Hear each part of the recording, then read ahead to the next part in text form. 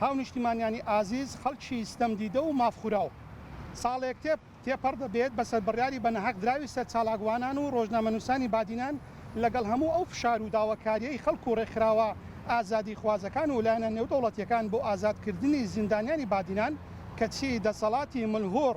هەر مکوڕ بوو لەسەر ئەوەی ئەم چالاکوانانە بە شێوەیەکی دوو لە هەموو پێوانەیەکی قانونی و حقوقی و ئەخلاقی دادگایی بکات و دواتر سزای چەندین ساڵ زیندانکردنیان بۆ ببڕێتەوە. ئێمە جارێشتر دەڵێنەوە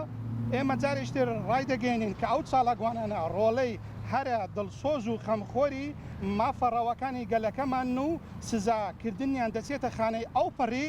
بێ ئەخلاقی و ستەمی ئەم دەساڵاتە حکومڕانە. سزای سەر ئەم چالاکوانانە سزایەکی سیاسی و هیچ پەیوەندی بەو تۆمەت و بڕ و بیانوانەوە نییە کە دەسەڵات بۆی بڕیونەتەوە. بۆیە جارێشتر داوای دەست بەجێ ئازادکردنی ئەم ڕۆڵە بە ئەمەک و بەرزە مرۆڤانەی گەلەکەمان دەکەین و پێویستە قەرەبوو بکرێنەوە. ئازیزان خۆشەویستان لە کاتێکدا پێدەنێنە نێو ساڵوەگەری زیندانیانی بادینانەوە بە گرنگی ئەبینین ئاماژەش بەوە بکەین کە هەر ئەمڕۆ دادگای ژنێک بە ناوی بێریڤان ئەیوب هەرچەندە دیارە دادگا ئەم کەیسەی دواخست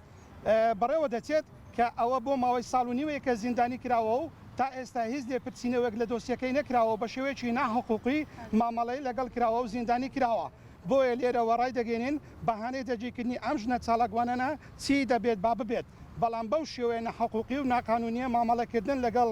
لەگەڵی دوورە لە پێوانەی ئەخلاقی و مرۆڤی دایدەنێن و پاڵپشتی خۆمان بۆ ئەم ژنە دەردەبڕین و داوای ئازادکردنیان دەکەین. ئێمە وەک